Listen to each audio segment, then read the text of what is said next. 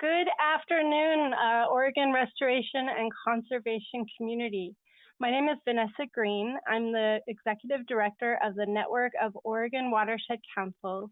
And today I'm representing the Oregon Conservation Partnership, which includes our organization, NAUSI, and the Coalition of Oregon Land Trusts and the Oregon Association of Conservation Districts.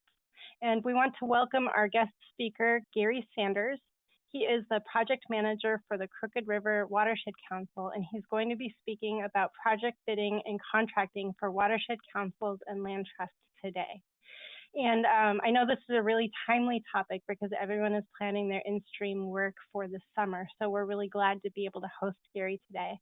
I will flag for your attention that you are not seeing my face right now and you are not seeing Gary's face right now. And that has to do with the fact that it appears GoToWebinar as a platform is having some kind of a broad technical issue this afternoon. But Gary and I were just saying that we have a dry home that has not been flooded and we have internet that works. So we're gonna just call it a day and chalk this one up as a success. So please follow our voices, and I hope you have a good viewing experience as we go. A couple of technical points I want to cover with you is if you want to ask a question as we go along, Gary is more than happy to take questions as we go. So you can do that two ways. The first way is there is a chat button available to you. You can enter your question into the chat button, and then when there is a good moment, I will ask the question on your behalf. Another way to ask a question is to hit the little hand icon, and that indicates that your hand is raised, and then I can unmute you, and you can ask the question on your own. If you have any questions about this or any technical difficulties on your end, you can send me a question, and I will chat with you on the side as we go. But I think that's it. I'm going to turn it over to our colleague, Gary Sanders. Thanks, Gary. Sure. Thank you, Vanessa. Welcome, everybody. I can see the number of attendees, but I can't see attendees' names. It doesn't look like in my attendee list. So hopefully if something shows up in the chat, your name will be associated with it. Welcome, everybody. You can't see me on video. I'll paint the picture for you now. I just moved into a new house this last weekend, so I'm on day 4. So I'm sitting in an outdoor folding chair right now, and I'm sitting at a fold-up table that I'm using as my desk. There's nothing on the walls, and it looks pretty barren, but it's a place to live, so that's good. The topic we are discussing today is probably fairly important for most of you who are attending.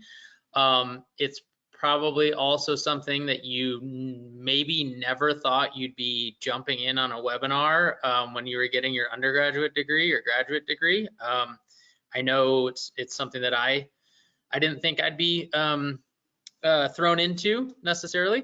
And it's also not the most exciting topic. So I'm really sorry right up front. I will say I'm sorry, but hopefully we can get through it and you guys can learn a thing or two. That being said, I'm not gonna try and take up all hour and a half. I'm gonna hopefully talk to you guys for a little while, and then we'll leave some time for question and answer. I think a lot of the best learning comes just through discussions on the topic. So also a lot of this stuff is out there on the web. So feel free. There's a ton of resources on contracting, bidding, types of contracts, etc. So a lot of this you can just find pretty easily. Occasionally there'll be some more in-depth classes that come up. So I took a course on contracting and project management through River Restoration Northwest. It was like I think it was either a full day or a half day short course. at one of their conferences, I think back in 2013 or 14, where I learned a lot. So keep your eyes peeled, and it's not always restoration focused. So a lot of the same bidding and contracting stuff that we do is similar to civil engineering and general construction. So if you feel like you really need to bone up on this, or it'd be really beneficial for your position, look at your local like contractors organizations within your local community, and oftentimes they'll have half-day courses on bidding and contracting, and you can kind of get all the ins and outs.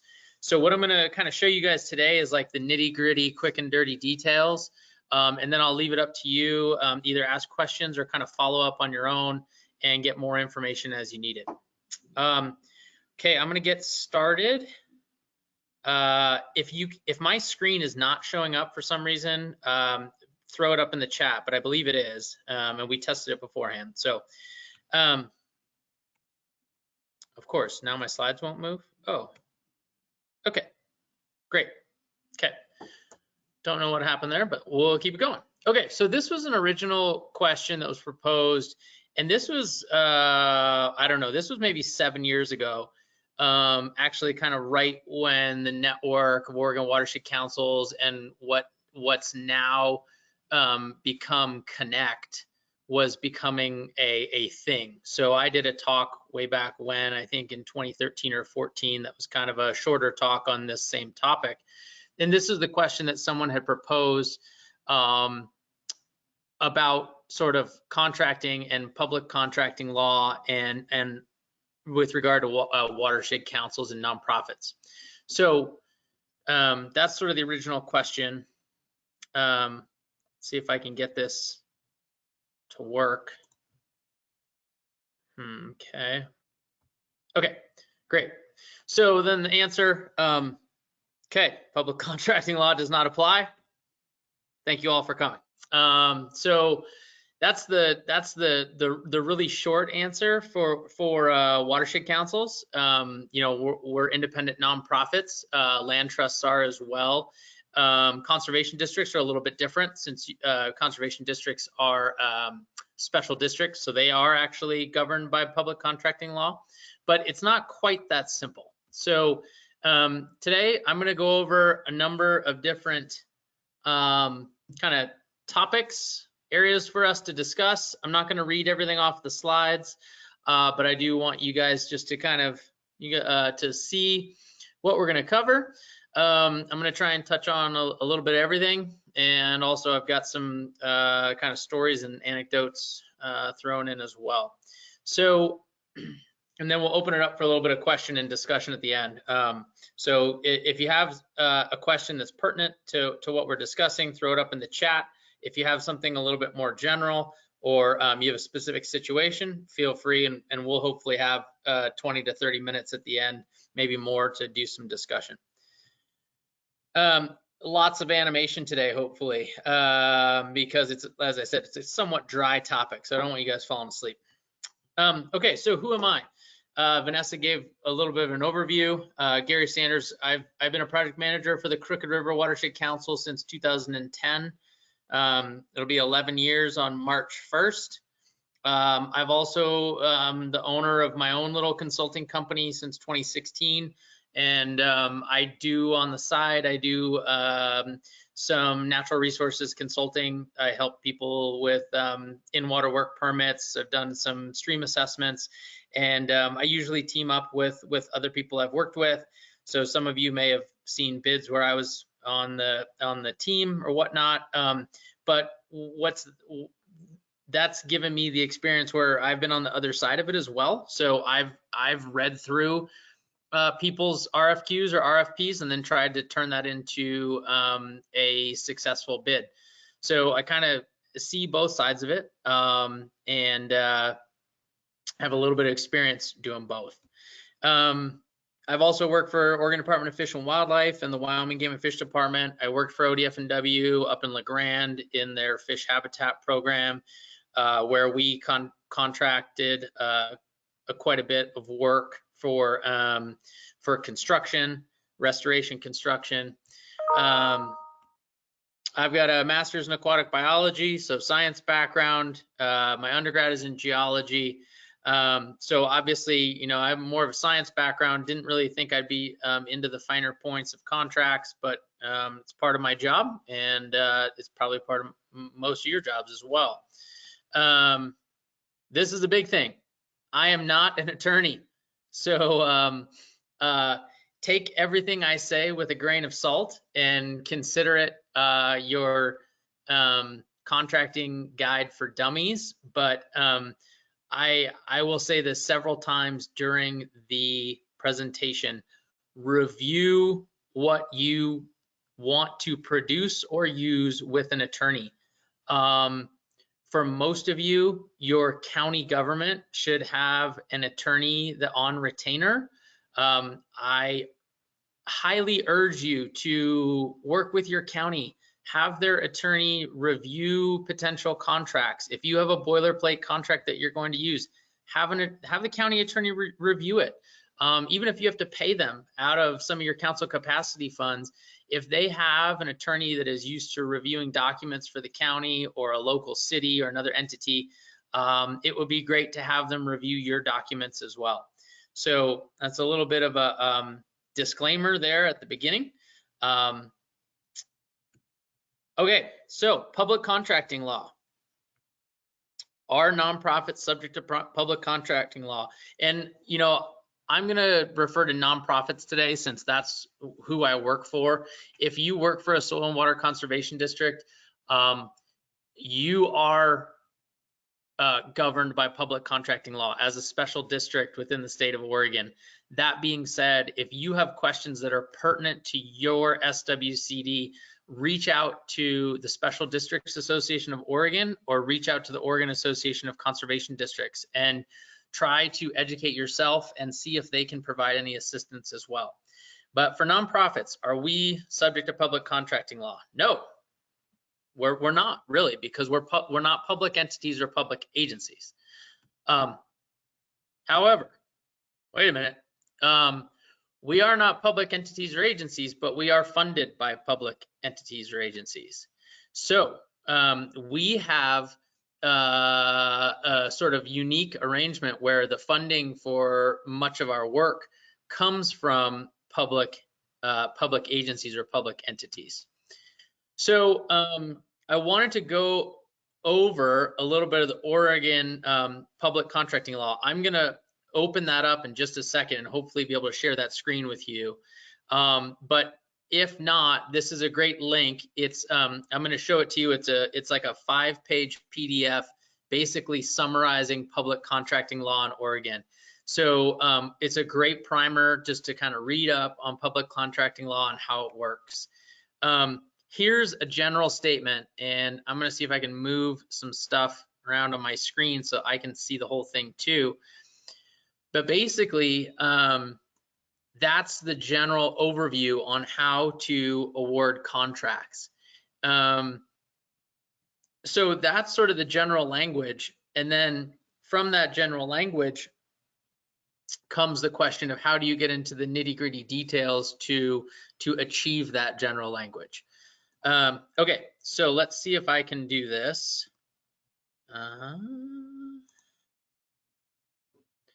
I'm going to stop sharing the screen for a second.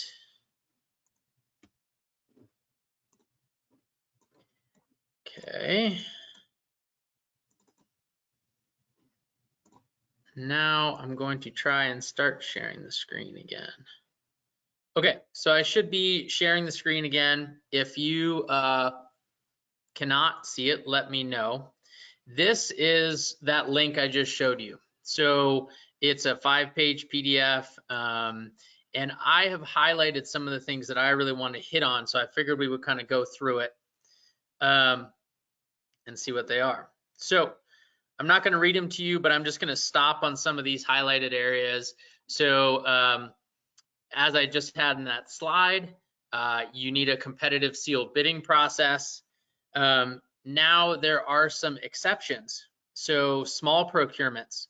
So if it's not exceeding $10,000, so this is great for like maybe a small grant if you're implementing a small grant, or you need some design work done, or maybe an archaeological survey. You know, if you spend so much time on the bid process, it doesn't really make sense when the whole contract is not going to be over $10,000. So then 10 to 150, getting three competitive price quotes. And again, this might be advantageous on these, what we call these, maybe these medium projects, where maybe you've worked with some local contractors before and you feel like they're very qualified and can do the work. Maybe your timeline's a little bit compressed. Great, try and get 3 price quotes. Then this one up here, so an approved special procurement process. And the reason I wanted to highlight this is you can contract however you want. It just needs to be laid out, written down, and approved. So this really touches upon a topic we're going to cover later, which are procurement policies, and why I highly recommend having one. But I just wanted to highlight this. So you don't have to have an open bid on every project out there. You can do a specialized process. You just need to document it. And it also should not encourage favoritism or diminish competition. And you should have cost savings or some sort of promotion of the public interest. So, for us with the Watershed Council, we do have a procurement policy, which I'm going to talk about later, but we have a caveat in our procurement policy that if the landowner has a contractor who they prefer and that contractor meets the qualifications to do the work, then we will happily work with that contractor directly.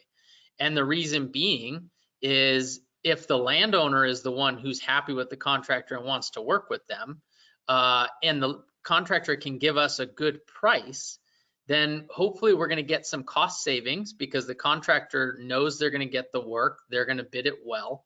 And there's a promotion of the public interest because the landowner may choose not to work with us unless we use a contractor of their preference. So we can talk about that more later, but I did want to highlight it. Okay, so this is really pertinent to our work. Contracts for architectural engineering, mapping, okay? So you can use a qualification-based selection process. So basically, it does not have to be just low bid. You can use some sort of criteria to help rank or score the bidders and make a selection. Again, so it doesn't necessarily just need to be low bid. Obviously, that's important for us, so I wanted to highlight it. Okay, and then another one for us. You can directly appoint a consultant on projects less than $100,000. Most of our projects, the design work's probably going to be less than $100,000. So you can directly appoint someone.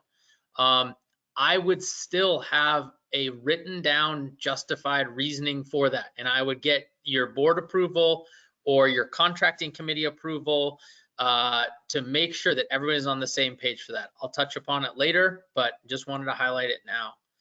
And then I think that, okay, couple more that I have highlighted here. So this one over on the left side, Davis-Bacon Act. So if you haven't heard of Davis-Bacon is a federal act that dictates the prevailing wage for different occupations. And we're going to discuss prevailing wage in a little bit, but I just wanted to highlight that here. In Oregon, if the total project cost is $50,000 or more, then your project would be covered by a prevailing wage. That's somewhat important. This one is kind of what a lot of us probably do. Public work projects on privately owned land. It can be covered under prevailing wage if these things here. So if it's over or it uses at least $750,000 in public funds, that's pretty pricey for our projects, but there are a lot of restoration projects that go over that. But I just mainly want you guys to be aware of it. And then this is sort of the definition of what public works projects include. And this is why this is very much a gray area for our entire field. If you read that, some of our work includes roads, highways, road crossings, fish passage, etc. But a lot of our work is kind of a gray area. we're not really doing public works projects. We're doing natural resources restoration projects. That being said, I have not heard of this being litigated anywhere in Oregon, but for the purposes of a watershed council, I would err on the side of caution and think of what our work as public works projects. This is something where, you know, consulting with an attorney might be beneficial.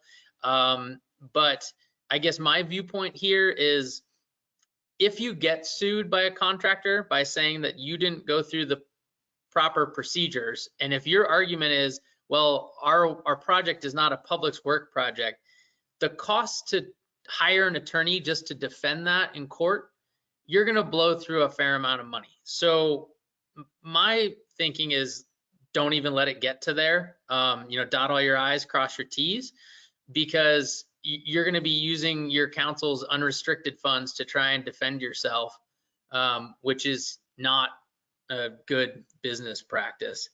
But I did want to highlight it, that the work we do is kind of this gray area. So I don't know if I would say that it's even covered by public contracting law. But I don't think you want to be your counsel the one who takes that to court and tries to make that argument to the state of Oregon. So those are a few things I wanted to highlight in terms of public contracting and public contracting law in Oregon. We're going to touch upon a few of those topics in more detail as we go through. So I'm going to close this down. I'm going to stop screen sharing for a second. And I'm going to close down the PDF and get back to my presentation. Okay. So let me get back to where I was. Okay. So I'm going to share the screen now. So interfacing with funders, as I said, you know, we watershed councils, land trusts, we are nonprofits, we're independent, we don't need to follow public contracting law, but the way that we do need to follow it, or how it gets maybe enforced upon us is our interfacing with our funders. So let's see. Okay. Public contracting law may not apply, but okay, I'm having trouble here with my clicks. There we go. How do you ensure grant compliance? So how do you ensure that the grant that you sign? Now remember, for all of you out there, the grant agreement that you sign is a contract. So you have signed a contract. Your watershed council or SWC has signed a contract saying you're going to follow what's in the contract. So you need to comply with it. So your federal and state funding may come with contracting provisions. This is language that I took out of an OWEB grant agreement. And so you can read through that, but you need to make sure that when you are going through the project that you know what these ORSs are. And if you don't know what the ORSs are, you should at least look them up and figure out what they may cover. And I don't know that you need to be able to recite everyone, but it is good when you start working with your grant agreements to go through and have a little bit of knowledge about what you need to follow. So the contracting bid process, prevailing wage restrictions, they're usually stated in the grant agreement. So read your grant agreements if you can. I highly recommend it. Again, if you're new to this, if your counsel's new to this, you may want to have an attorney read through them with you and discuss some of those grant agreements with you. Is there a required bidding process by funders? Not that I am aware of. I have not seen in a grant agreement anywhere that you need to follow a specific bidding process. Mainly what they will mention is that you need to follow Oregon public contracting law which is kind of what I just reviewed with you. But I have not seen that you have to follow a specific bid process.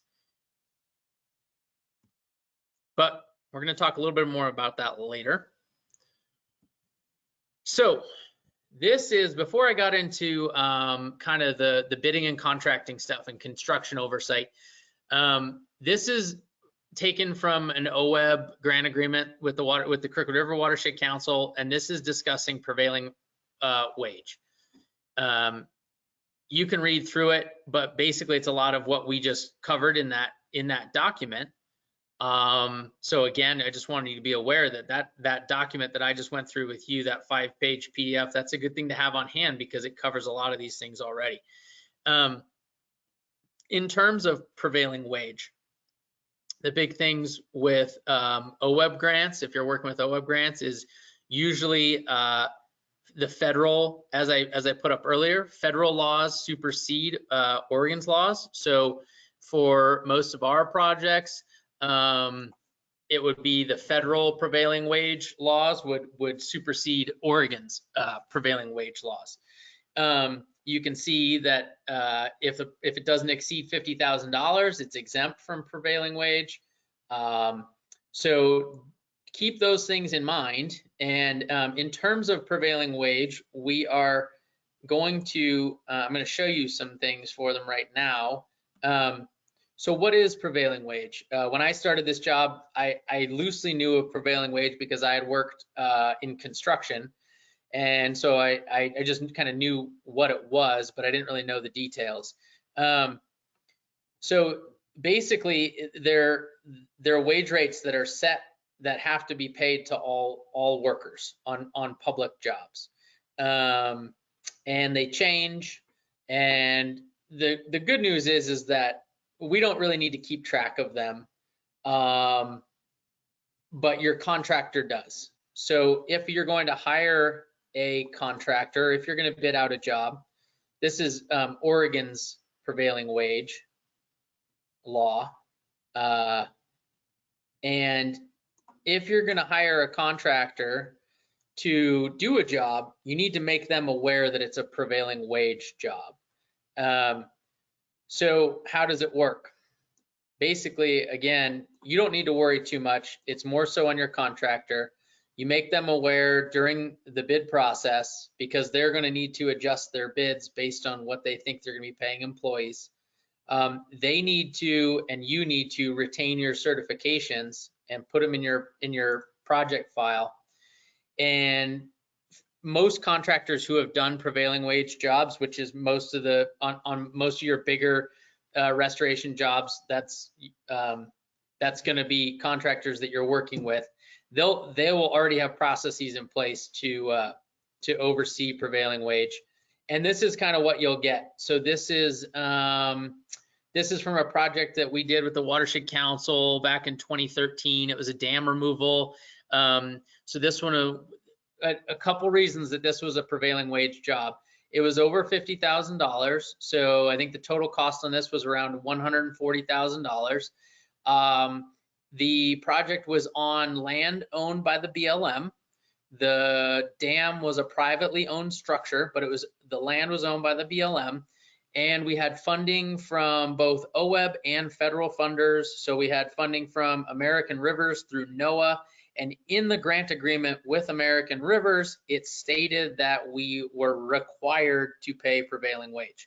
So again, check your grant agreements, talk to your grant funders. I tried to look through a couple other grant agreements from previous projects in the past just to kind of show you guys some examples, and it wasn't stated in there. So a couple that I can think of that we work with is we get funding from the Fish and Wildlife Service Partners Program, usually fairly low-ish dollars amount, 25,000 or less. But I looked through some of our agreements with the Fish and Wildlife Service, and there was nothing regarding prevailing wage. So check with your grant funders. OWEB may not require it. You may think you're in the clear, but if you have $10,000 from the Fish and Wildlife Service, they may require you to use prevailing wage. Basically, when the project goes on, every time they pay their staff, they're going to fill out this form and send it to you as a PDF. And you just need to keep it on file in case you're ever audited. And basically, it's going to show who is their employee and how many hours they worked and what they were paid, etc. And the project name and any other pertinent details. So I'm going to leave that there. And so that's kind of a little bit of a discussion on prevailing wage. If you have any other questions, feel free to shoot them my way. I don't know that I'll be able to answer them, but I'm happy to try. But just be aware of that. That's kind of a big one for our projects. And I've had discussions with people, a lot of spirited discussions both ways on whether or not our projects even qualify as prevailing wage, because again, are they civil works projects or are they natural resources projects? So anyway, moving on. Here, I wanted to go over some definitions of some pretty common contracting terms, and I think some people get them a little bit confused. So I wanted to cover these before we get into more detail. Okay, so an RFQ versus an RFP. This is a good one. The bidding process, sole source, invited bids, open bids. What is a deliverable? Okay, so wanted to touch upon those because they're really pertinent for how you do the rest of it. So RFQ versus RFP. RFQ, request for quotes or a request for qualifications. So with an RFQ, in general, you know what you want or need, and you want to select the most qualified firm or the lowest cost firm. So good example of this is you are removing a culvert and you are putting in a open bottom arch culvert to improve fish passage. You already have the designs done by an engineer, and basically all you want now is you want the lowest bid for the work to get done. So you are going to send out what's called an RFQ, and you are going to contact contractors and say, here are the designs we have, submit your quotes to us, and we want the lowest bid to get the work.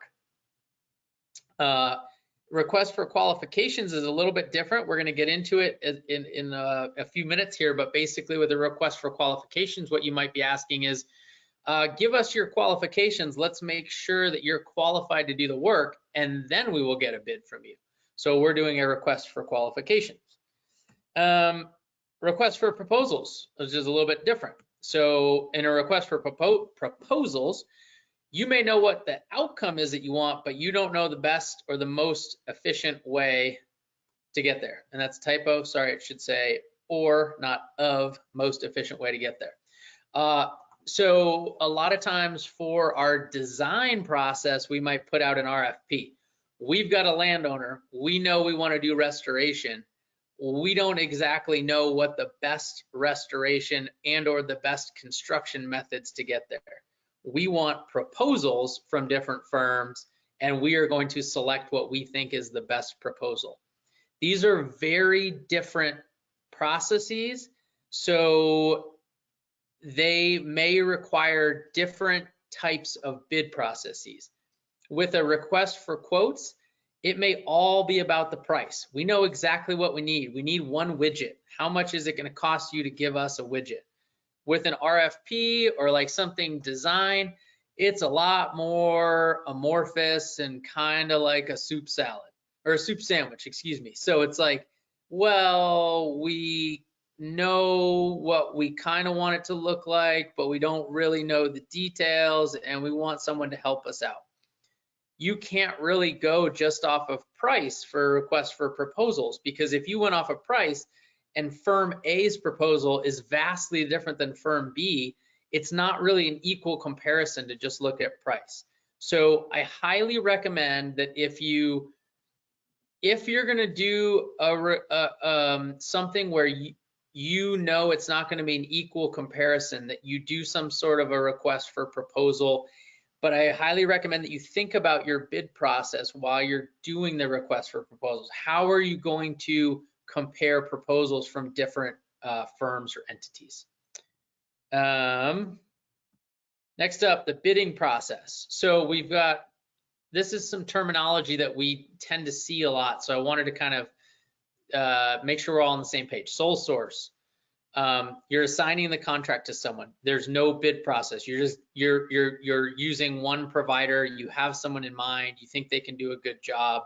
Maybe you've worked with them before. Maybe it's a small project and you've got someone local and you're like, listen, this is only a $7,000 contract. Let's just assign it to someone local who we've worked with. Invited bid. This is a little bit different. This is where you say, well, maybe we've got some sort of short list of 3 to 5 contractors that we've worked with in the past, and we like their work. We work with them well. Everything's gone well. So we're going to just send bid invitations out to that short list. I also put up here the IDIQ process. For those of you unfamiliar, the IDIQ is what's called an indeterminate duration, indeterminate quantity of usually something that is a similar item. Federal government uses it a lot. And so basically what they do is they say, okay, over the next 5 years, we're going to do 30 different projects that are going to be fish passage at culverts, removing culverts and putting in something else.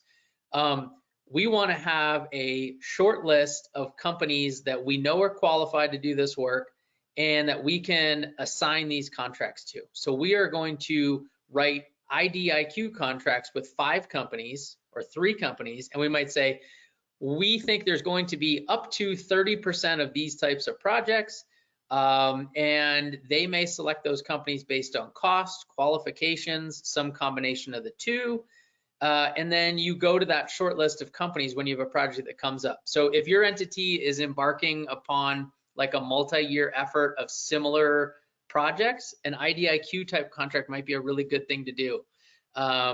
Or having some sort of short list that's maybe approved by your board already, and you can just send your potential projects out to them for a bid. Then open bid, that's pretty common. Most of you are probably aware of it, but basically you're sending it out to everybody, and you're taking bids. It's a little bit more lengthy process.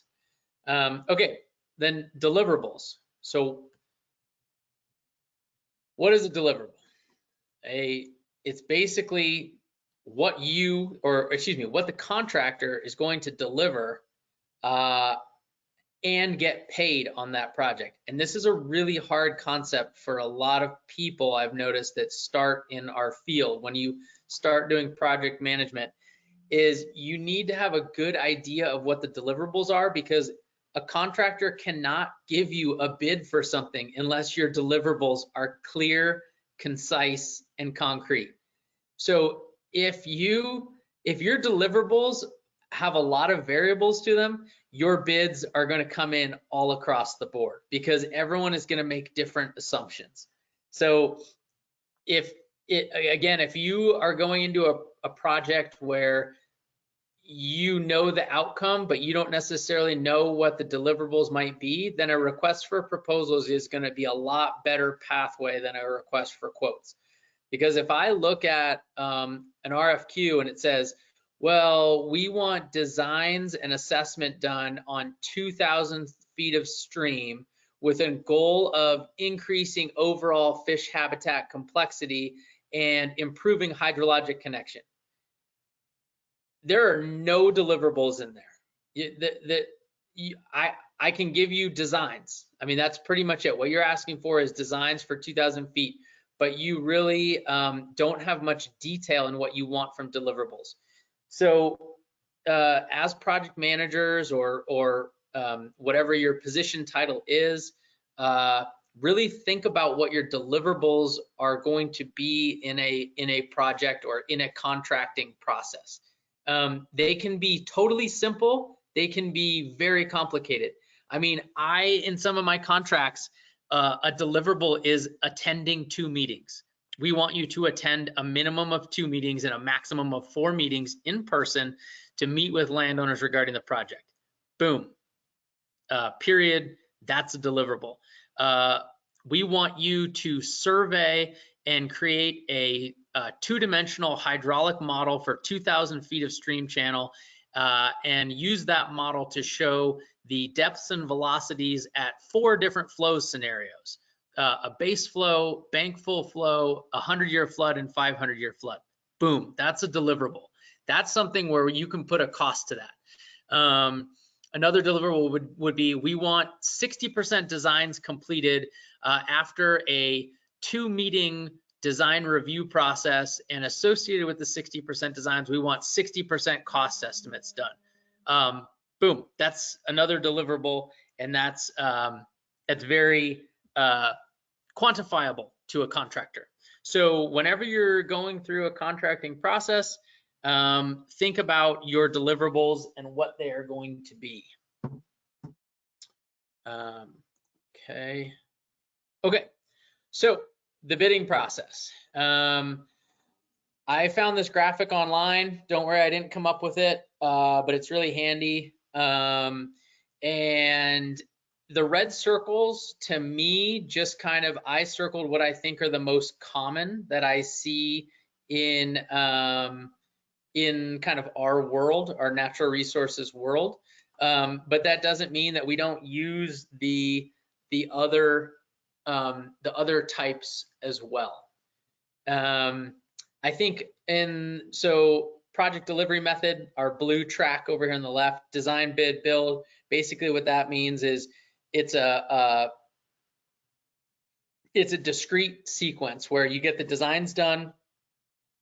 They're potentially done by, maybe they're done by a government agency. Maybe your NRCS does your designs.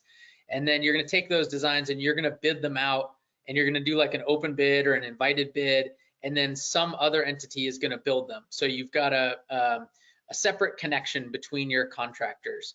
So that's pretty common. In the procurement method, I circled the qualifications base because that's what we use at the Watershed Council. But I think what I see a lot is what I would call best value and or low bid. So we'll get into these in more detail, but I do think a lot of people use this best value procurement method. I really do not like that for construction, and I'll talk about why when we get there. But I do see a number of different entities using that. And then contract type, usually it seems like it's a lump sum. So, we want the job done for $50,000 or less. Occasionally I see lump sum base, or a lump sum with like time added or time tracked. That's ODF&W used to use that. I think a lot of entities use that, and we can discuss it a little bit. But so this is kind of the bidding process. So you've got your project delivery method. So how are you going to do the project? Your procurement method. So how are you going to select people? And then your contract type. So when you select people, how are you going to pay them? And how are you going to control costs? So that's the overall bidding process. Okay, so project delivery method. We've got three different types of delivery, and we're going to discuss all these. I'm going to go through them in the following slides, and I'll talk about some examples. Okay, so this is design, bid, build. So this is kind of your standard design, bid, build. I'm not going to read all these, but I wanted to kind of put these out there for everybody. Let's see if I can get it. Okay, so benefits and risks. So I'll let you read through them, but basically you've got a separate design team and a separate construction team. Some things that I like to highlight from here is that the design team is impartial. It can also be someone independent like the NRCS, or maybe your local Forest Service office helps you with designs, or maybe you do designs internal. Like, that's great. I do some of my designs on simpler projects. I've done them in the past. You don't necessarily need to hire someone every time. So you've got kind of a separate design process, and then you do construction. I highlight this one down here. You've got competition both for the selection of the architect or engineer and the contractor, so you might save a little money there. Some of the things to look out for is the idea that cheaper is better, right? So a lot of people say you get what you pay for. So if the costs come in low to do the project, are you going to get a low quality product out of it? I would argue no. I would argue that's your job, is to, as a project manager, is to make sure that the project quality is up to the standards you want. But I get the idea that, you know, you get a cheaper product out of it. Also, the one thing to highlight, there's really very little opportunity for changes or input on the design side from the contractor. So this is key with a lot of our projects. You know, you get a project all designed, you get out there and you send it out to bid, and the contractors go, well, you can't do this for less than $1 million. You know, what your engineers put forth, we can't do for less than $1 million. So if you bid it out and all of your contractors come in over the money you have in your grants, well, then you're in a bad place. You can't go back and get more grant money. So, you know, I think in our world, we use this method with the Watershed Council, but I don't know that I'm a huge fan of it. I think if you can talk to your board about it and really getting in contractors early in part of the design process, especially on more complicated projects, it can be beneficial. So something to think about there. Okay, so this is sort of design build, and this is where, you know, maybe you bring the contractor in early or earlier in the process, and you might do a design team. So there might be some ways to save money, or you can have some efficiency, or the contractor might say, well, yeah, this is a good idea, but we can do it with this piece of equipment and it might go a little faster. Generally, projects that are more complicated, it might be better to do a design build. Maybe you've got time constraints, maybe landowner constraints. So for the Watershed Council right now, we have a project where we're trying to do fish passage at a golf course, a country club outside of Prineville. Well, guess what? The country club really does not want to shut down during the height of their golf season to put in fish passage. So we are looking at doing the job in a condensed time period after golf season ends in October or November. So we are actually doing a design build process on that to try and save some time and get some efficiency and get the contractors on board early on, so they can tell us during the design process what is and isn't doable in that time frame. So something to think about, maybe if your project is a little bit more complicated, design build. And then the last one is, it's called CMGC, which stands for Construction Manager General Contractor. So basically, again, your contractor's brought in during the design phase, and you're negotiating the construction contract during the design phase as well. So it brings in the contractor early, but you're also locked into that contractor. And you also need the contractor to devote some time to the design phase. So something to think about. It's similar to design build in some sense, but it can be efficient for more complicated projects. Another thing I'll mention is, you know, some projects get really messy. And so you might think you're gonna do it as a design bid build, but then you do the designs, you bid it out, and all the contractors are 30% higher than what you wanted to pay.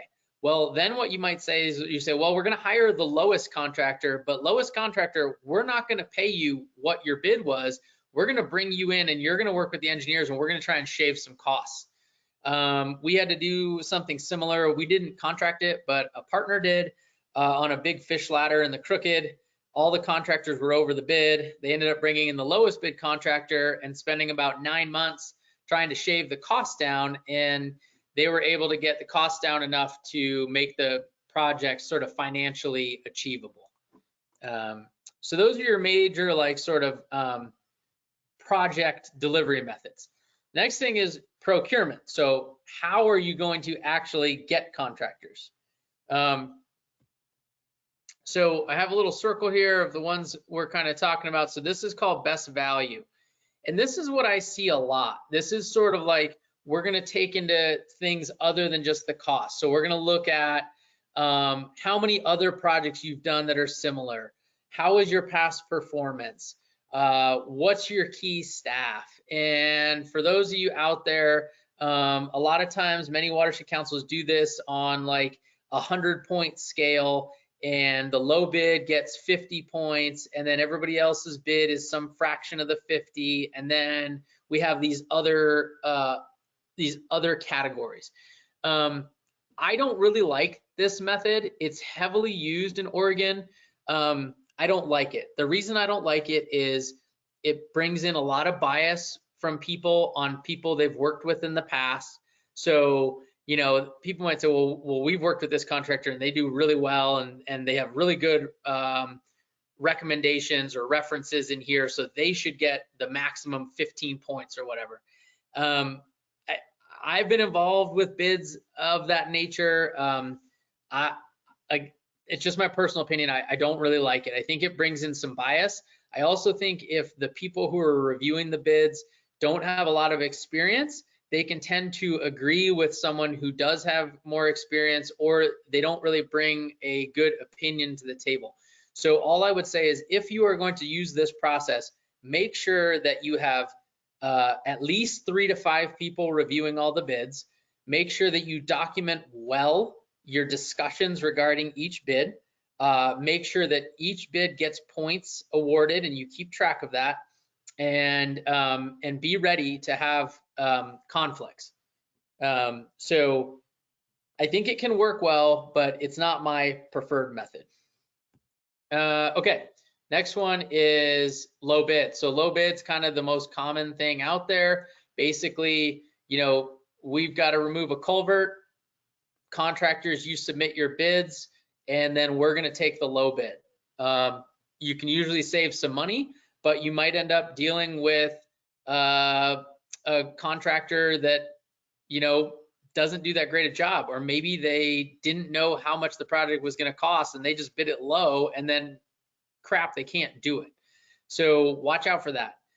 The other thing here is the less detail you have on your designs and specifications, the broader the range of bids will be. So if you don't have a lot of detail, contractors are all going to make different assumptions, and your bids are going to be all across the board. So you need a lot of detail. You need 90% designs to do a really good low bid project. If you have 30 or 60% designs, don't do it, because contractor A is going to assume one thing and contractor B is going to assume another, and then you're not really making a fair comparison. So really common to use low bid. It can work really well. We do kind of a hybrid approach that I'm going to talk about next, but just be careful when you're doing low bid. So the next one is negotiated, and basically you're kind of doing like a sole source contract potentially, or you are negotiating with a couple different contractors. I've never used this contracting approach. It's not super common in the restoration field, but it might work well for you. Like, let's say you've got 3 contractors that you've worked with a lot. You've got a project coming up, and you go to them and say, hey, listen, you know, we're gonna send this out to contractor A, B, or C. We need to negotiate with you on some different aspects of this project because there's some variables out there. Let's sit down and hash it out and see what you can come in at. And then we might take the lowest of the ones we negotiate. Or maybe you're gonna sole source it, but you're gonna say, you know, we want to negotiate with you. Or as I said, the Watershed Council, we had experience on a project where it was a low bid project. All the bids were over the budget. So then they moved to a negotiated contract selection process with the low bidder. And they were able to get some money saved in the process. Okay, so the next one, this is what we tend to use during our open bids, and this is what I prefer. I'm happy to discuss it with people, but basically we do a 2-step bid process. The first thing we do is we look at everyone's technical qualifications. So we send out an RFQ, a request for qualifications, and we say, here's the job. We need you to show that you have the qualifications to do this job. And they send back a qualifications packet, and we usually state what we want. We want, you have to show us 3 similar projects, 5 similar projects, and the similar projects need to have these details. And this is where you need to build it into your RFQ. You're basically trying to get them to show you that they can do the job. And then you get a short list, and it may be all the people are qualified. It may be that you eliminate a couple because they realize they aren't qualified. And then once you do that first round, then your second round are basically qualifying bids, and then we take the low bid of the qualifying bids. So we get a really good value from a really qualified contractor. I think this is the best way to do it without any sort of bias. You are guaranteeing to everyone that it's a fair shake each and every time. So basically, we might have the same 5 or 6 contractors bid on our projects to do implementation work, and those 5 or 6 contractors know that as long as they're qualified, the lowest bid is going to get the job. And so sometimes they may be the lowest bid and sometimes they're not. But I think this is the best way to do it. I think it eliminates any sort of bias, and I think you still end up with a qualified contractor. The key here is that your project manager, whoever's overseeing it, really has to be able to manage and oversee the contractors, because once they guarantee a price and they're going to hit that price, you don't need to be best friends with them, but you just need to make sure that the job is going to get done. So for me, that's I consider that part of my job. So I'm happy to do that. And then the last one is sole source. Everyone kind of knows sole source, I think. Basically, you're just assigning the contract to someone. Maybe it's a small contract, maybe it's an emergency, maybe you need it to be done quickly. Just watch out with sole source, especially if it's a big contract. Make sure that you've got it documented, your board's supportive of it, that kind of thing. Okay, so that's sort of like how you select people, and then you got to figure out how you're going to pay them. So couple different types of how you might pay people. I'm mostly familiar with lump sum, but I am going to talk a little bit about these other ones. Cost plus a fee is essentially like you're going to pay for all the supplies, labor, and then some set amount on profit. You also might agree you might pay for all the supplies, and then the labor and the profit comes from the contractor as like a fee on top of that.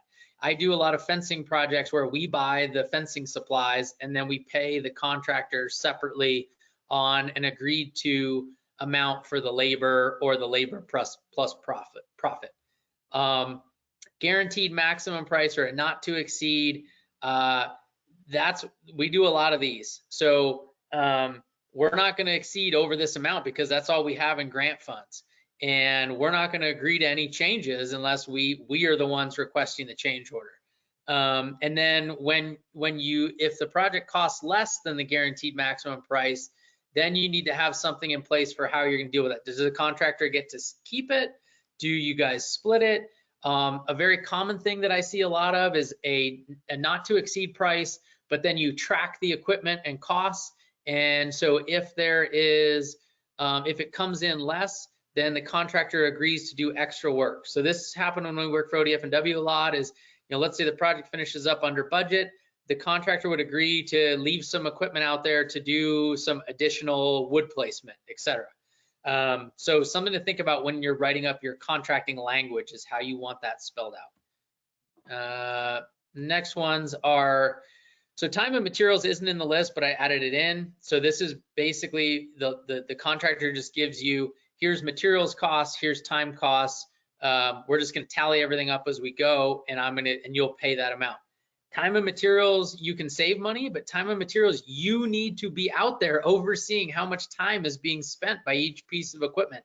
So if you can't be out there every day tracking how long the dozers used, how long the excavators used, I would not do a time and materials contract. Then a lump sum, we do a lot of lump sums. So basically, we need you to do the project for X amount of money. And if you do it for less than that, you keep it. And so it's a good incentive for the contractor to get the work done quickly. And then unit price and target price. So this unit price, maybe you're doing water developments and you might just say, well, we're going to pay you based on $4,500 a water development for livestock water because that's the NRCS payment rate, or a target price. We're gonna set a target price, and then we're gonna hope that you come in under it, and then we can share any cost savings or an overrun. We don't do these. I don't know if anybody does because we can't afford a cost overrun because we don't have extra grant funds. So that's not usually seen a lot. Okay, so what should you do? So here's a bunch of things to think about. So think about these, discuss them with your board. If you guys don't have a procurement policy in place, think about these items. How do you want to select contractors? You know, what's important to you? Is money important to you? Cost, time, what's your capacity? So like I said, if you're doing a time and materials contract, someone needs to be out there tracking the time and materials every day the contractor is working. So you need to be ready for that. What type of relationships? I mean, we have local contractors who we've worked with a lot, and sometimes we'll do a sole source contract with them, and we won't put a lot of detail in, and we'll just put a lump sum and say, hey, we need 30% designs done for $10,000, and we're going to work with you on what the actual deliverables are. You need to have a lot of trust there and a lot of flexibility from both sides. And then also, what is your board? You know, what's important to them? What can they support? What do they want? Okay, so here's a little scenario. I just wanted you to think about it. I'm taking a quick drink of water.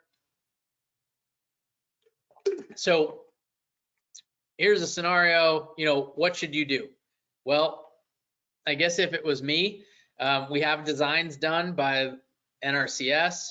We're not using NRCS funds for implementation, but we've got federal and state funding. We've got 4 weeks of work. I don't have the time to be out there 10 hours a day for 4 weeks to oversee construction. I've got a total budget of $400,000. I would probably do an open bid. Designs are done. I'd bid it out, maybe do an invited bid if I wanted to. I'd talk to my federal and state funders and see if they're okay with an invited bid. Is my board okay with an invited bid, or should we just do an open bid? I'd probably do a two-step low bid process. I'd get a low bid from the contractors who were qualified. I'd tell them, you know, here are the deliverables. This is what we need done. We've got a not to exceed amount of $400,000. I can tell you right now, if you're smart, make the not to exceed amount $380,000 or $390,000. You'll always try and keep a little bit of money. It's way easier to return $5,000 or $10,000 to your grant funder than it is to ask them for an extra $10,000. So I always try and come in 5% under budget if I can. And then I'd write that contract and I'd tell them get to work, and then I might check in with them once or twice a week.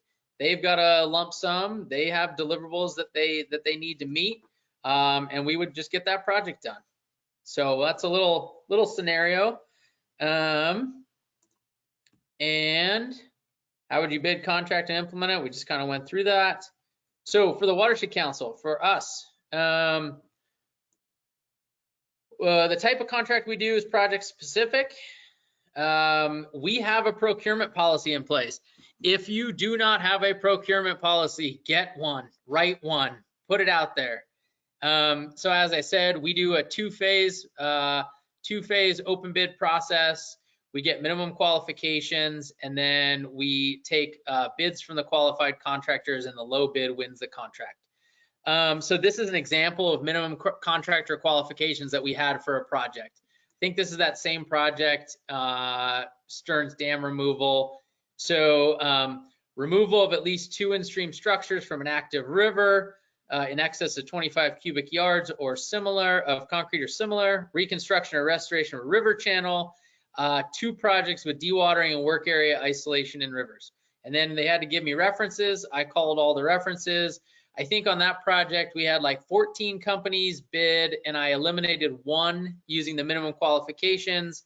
And the low bid was around $145,000 on that project.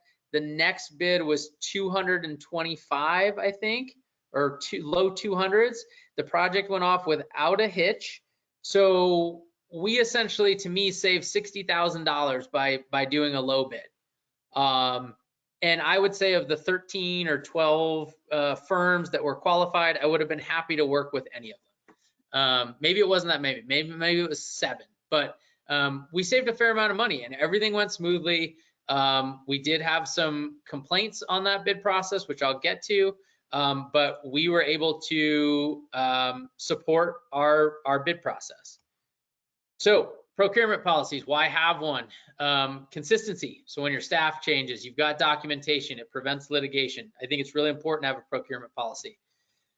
Fairness. Every contractor knows what's going on. They know it's going to be fair and open.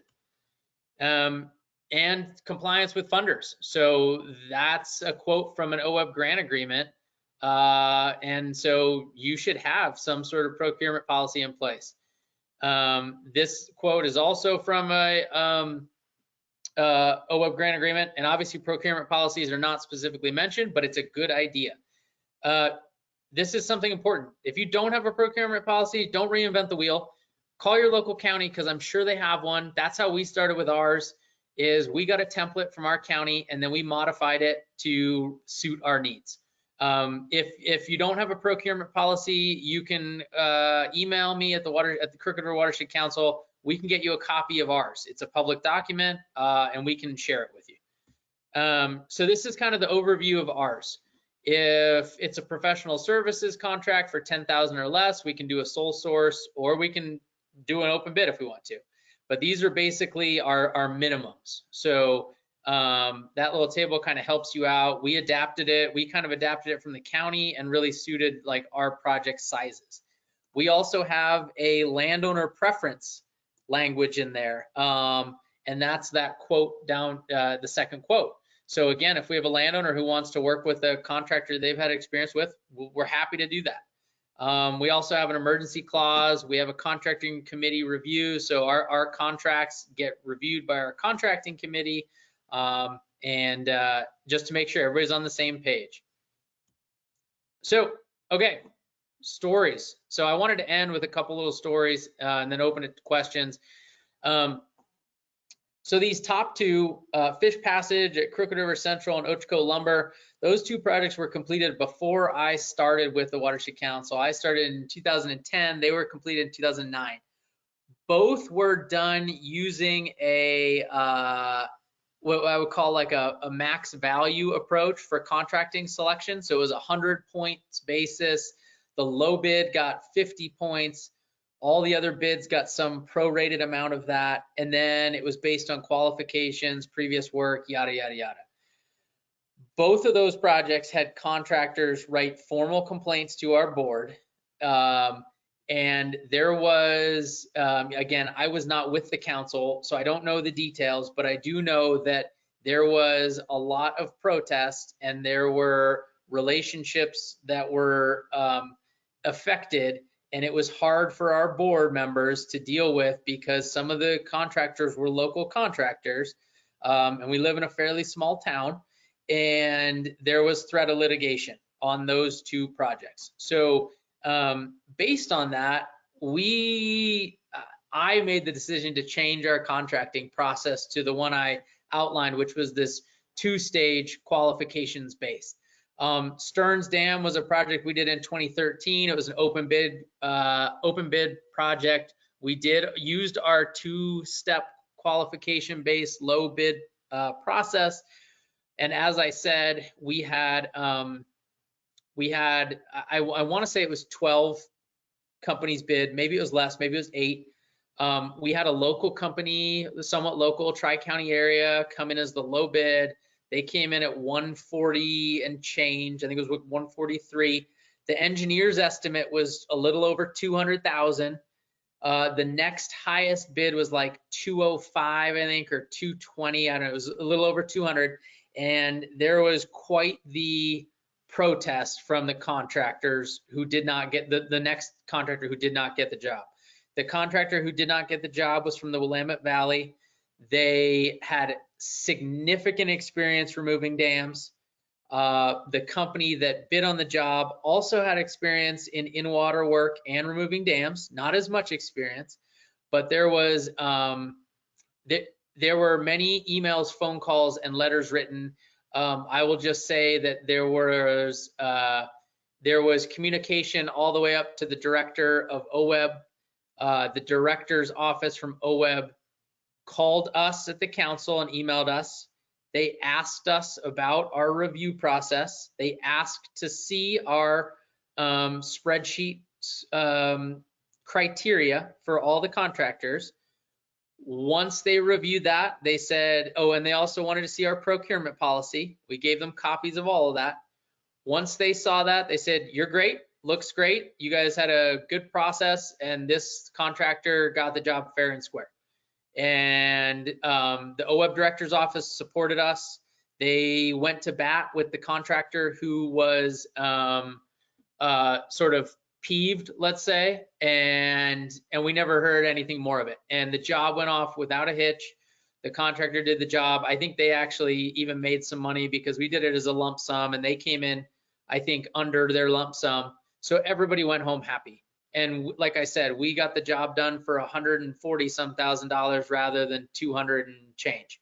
So, you know, the moral of the story there for me is that you need to have everything well documented, and it's really good to have a procurement policy in place. And it's really good so that your board is aware of what you're going to do and how you're doing it, and keep that paper trail. And I think that's important for all of us.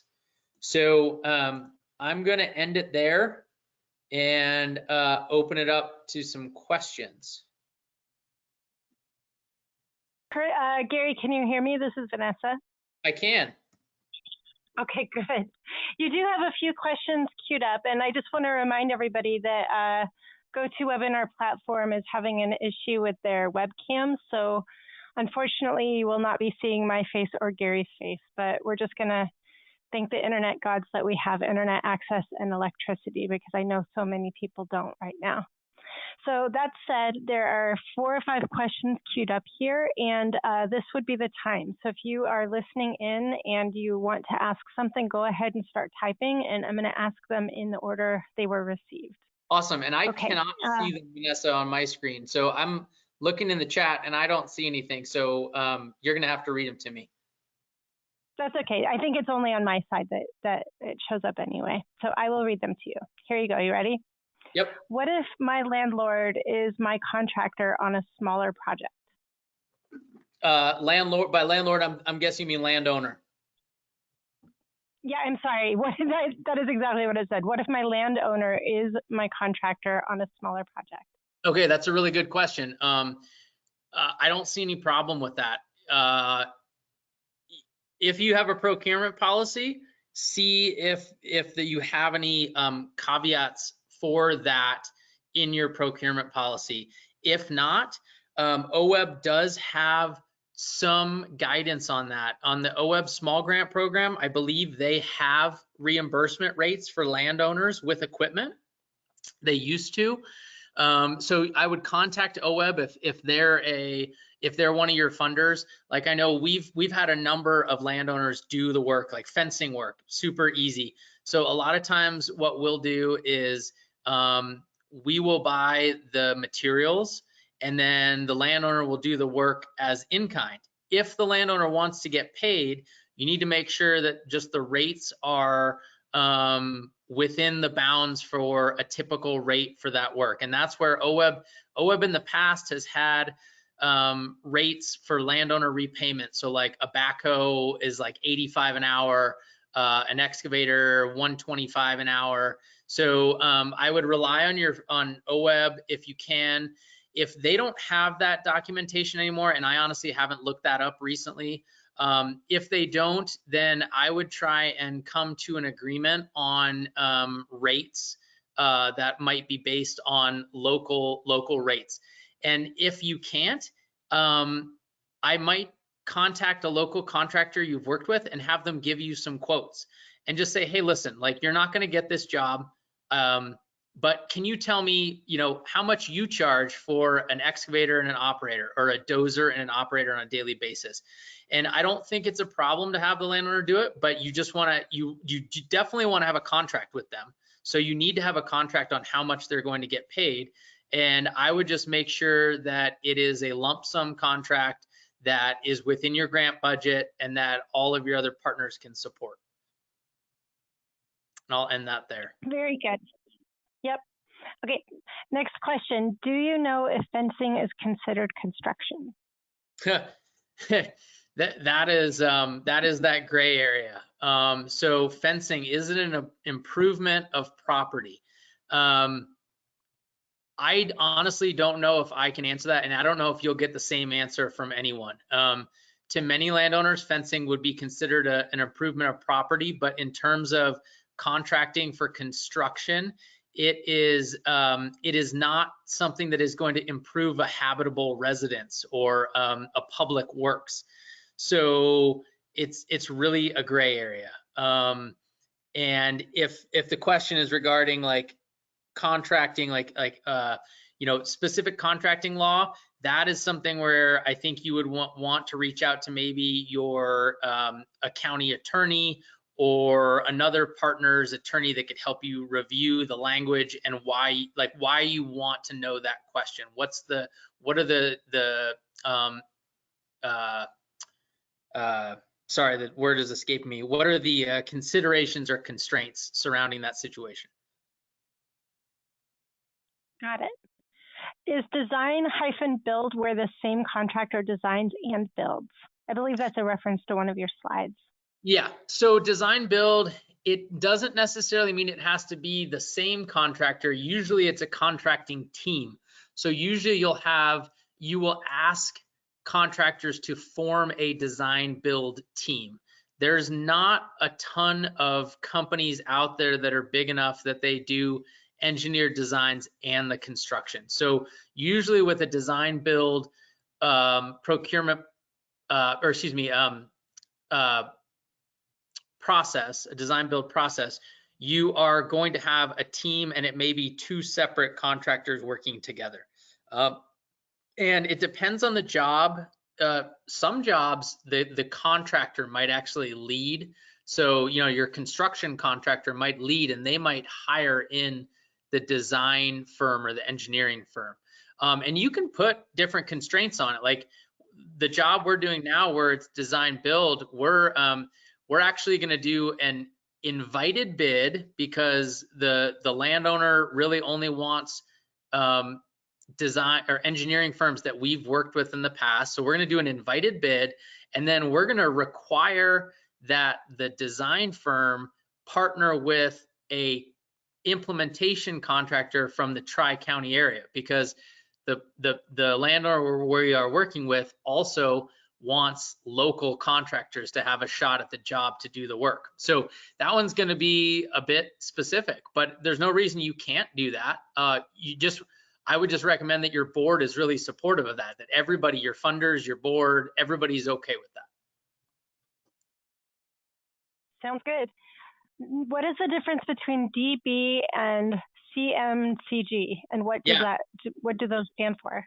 So the DB is design build, and a design build job, as I just said, is usually going to have a team of a design team, and the contractor, the builder, is going to be brought in as part of the design. The CMGC, which stands for Construction Management General Contractor or General Contract, that usually means it's usually going to be a bigger job, and you are going to be hiring the construction contractor as part of the design process, and they may or may not be part of the design build team, so they may be independent. You may independently hire a design team, and then you may independently hire the construction team. But the idea is that the construction team, the general contractor, is going to be brought in early enough that they can assist with the designs. And it's a little bit of the same thing, but it's how they're hired. So it kind of depends on the complexity and size of your project. So for some projects, like really big projects, you may not want the design team and the construction team actually on the same team with the same contract, because you may want some independence there. So what you might do is you might hire the design engineering firm separately, and then you may hire like a general contractor or construction manager separately. And you may want them to work together, but to have separate interests in mind. Um, I would say that that's going to be on fairly large civil jobs, big dam removals, big fish ladders, that kind of thing. I think for most of our standard restoration projects, you're not going to need to be worried as much about that, about having like independence between the design team. This is such nuanced advice, Gary. Yeah. Keep more of this, please. You're doing great. Can you speak more on the difference between open and sealed bids? Sure. Yeah. So it's just kind of like terminology. So they're the same thing. They're sealed bids arrive sealed, and so so an open bid process just means we're going to open the bidding up to anyone who is qualified. So, we're not going to just send this out to 3 or 5 firms. We're going to let anybody who's qualified compete for it. So that's called, like, that's an open bid. So we're going to do it. This is an open bid job. So when people ask, you might get consultants or contractors say, oh, I heard you guys are doing a culvert removal. Is that going to be an open bid job? What they're asking is, can anybody in Joe Schmo, put in a bid for that? Or are you going to go to your list of 5 contractors that you usually use?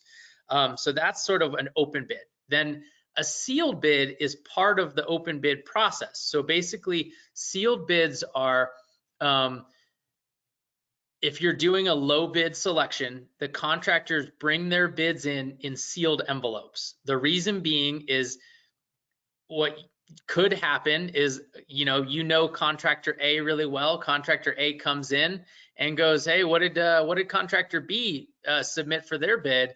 And then if and you tell contractor A, and then they go back out to their truck and redo their bid to come in less, then that's not good. That is essentially bribery.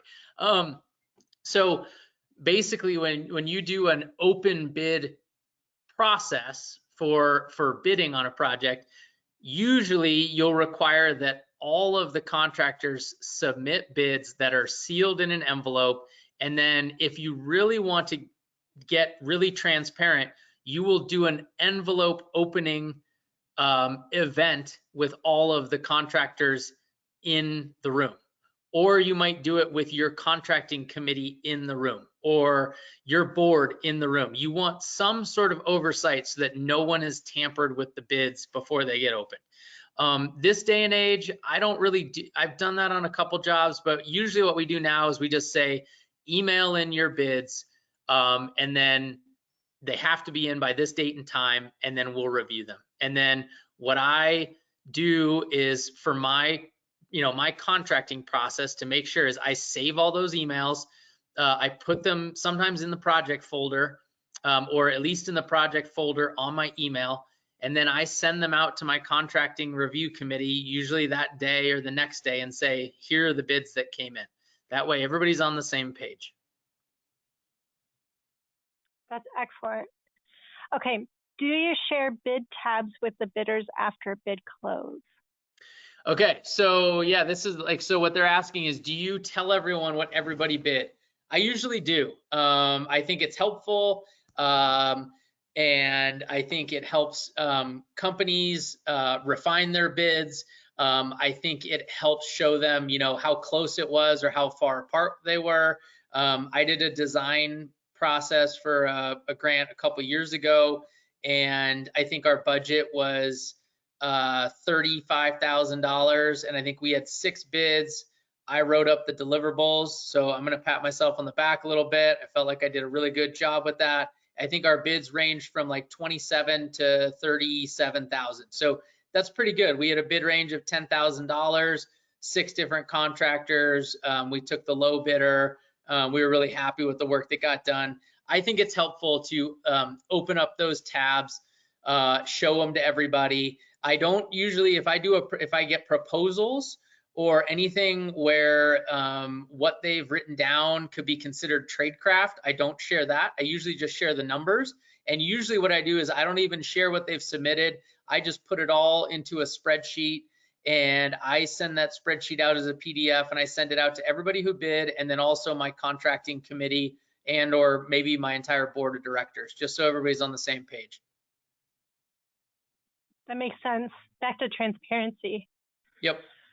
On prevailing wage, it sounds like even if it didn't include infrastructure, you opt to include prevailing wage. Thinking things like large woody debris, planting, fencing, weed control, etc. Yeah, that's a tough one. You know, so for the Watershed Council, we have not done prevailing wage on a lot of our jobs. Most of our jobs either come in under the amounts needed, or a lot of them really don't feel like they're like civil infrastructure type projects. However, that being said, just be aware of it and be aware of any requirements from your funders. And also, if you think it's like a gray area, just talk to your board about it so that your board will support you in the decision you make.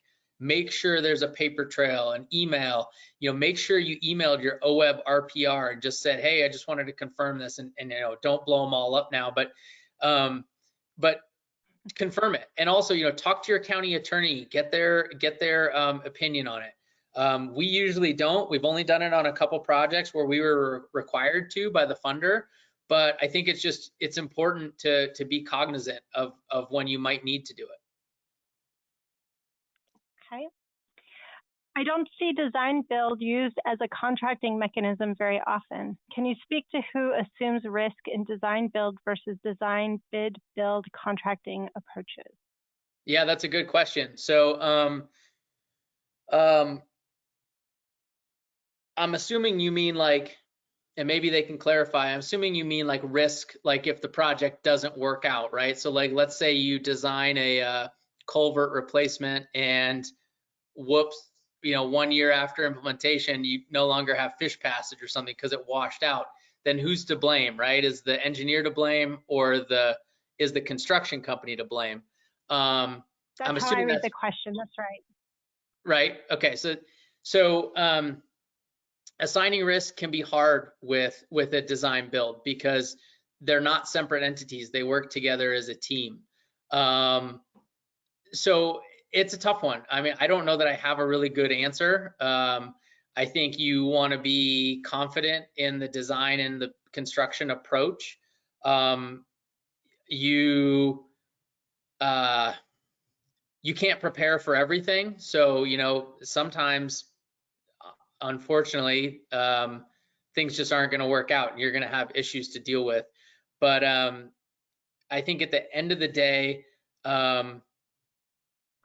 you just want to make sure that